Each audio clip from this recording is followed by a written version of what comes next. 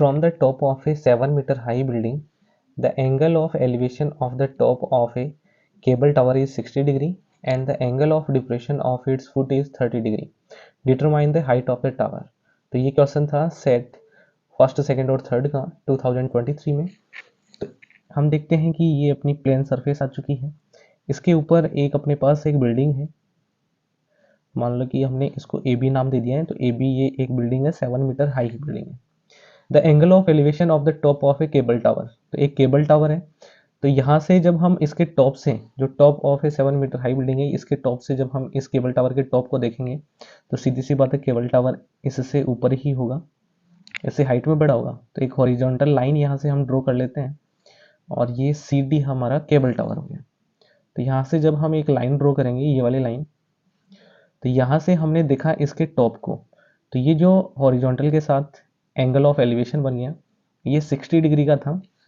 And the angle of depression of its foot, और cable tower के foot को देखेंगे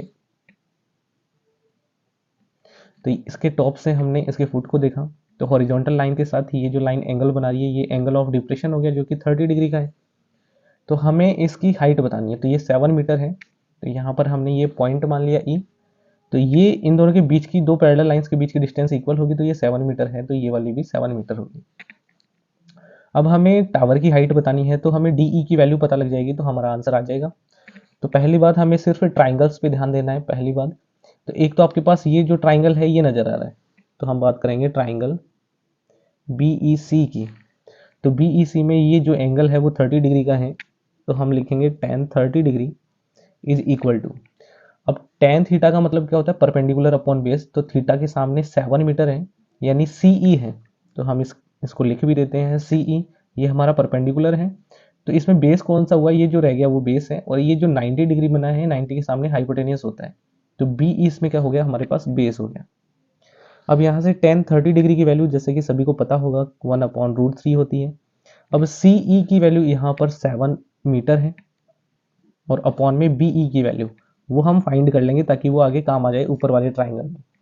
तो यहाँ से हम क्रॉस मल्टीप्लाई कर लेते हैं, बी ई को 1 से मल्टीप्लाई करेंगे तो बी ई, और इक्वल टू ये √3 इधर मल्टीप्लाई हो जाएगा तो 7√3 मीटर।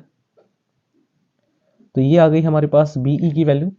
इसी तरीके से हम बात करेंगे ट्राइंगल बी ई डी की। तो बी ई डी ट्राइंगल में इसके अंदर हम देखें एंगल जो दिया हुआ है वो 60 डिग्री है और इसके सामने डी ई की वैल्यू हमें फाइंड करनी है। तो ये थीटा के सामने है तो ये परपेंडिकुलर हुआ, और बेस हमें पता ही है क्योंकि ये 90 है, तो 90 के सामने हाइपोटेनियस, उससे हमें कोई लेना देना नहीं है। तो यहाँ पर हम बात करेंगे tan, और थीटा 60 डिग्री है तो 60 डिग्री इक्वल टू, ये होता है परपेंडिकुलर अपॉन बेस, तो परपेंडिकुलर इसमें डी ई आ गया, और अपॉन में बेस की वैल्यू क्या होगी, बी ई होगी। अब यहाँ पर tan 60 डिग्री की वैल्यू जो है वो होती है √3 इक्वल टू डी ई की वैल्यू हमें फाइंड करनी है, और अपॉन में बी ई, और बी ई की वैल्यू हम फाइंड कर चुके हैं 7√3 है। अब जो 7√3 है वो इधर आ जाएगा मल्टीप्लाई में, तो हम इसको मल्टीप्लाई कर लेते हैं। तो 7√3 ये मल्टीप्लाई होगा √3 से, तो हमारे पास डी ई की वैल्यू आ जाएगी। √3 को √3 से मल्टीप्लाई करेंगे तो 3, और 3 7 जा 21 मीटर। तो ये आ गई हमारे पास डी ई की वैल्यू। अब हमें इस टावर की हाइट बतानी थी, तो हाइट ऑफ द टावर,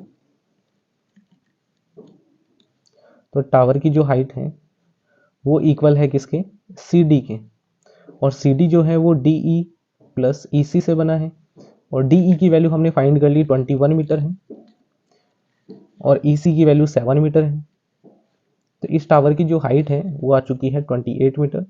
तो इस सिंपल तरीके से हम लोग आसानी से इसकी हाइट फाइंड कर लेंगे। उम्मीद है आप लोगों को ये क्वेश्चन अच्छे से समझ में आ गया होगा। तो मिलते हैं नेक्स्ट वीडियो में। Thank you.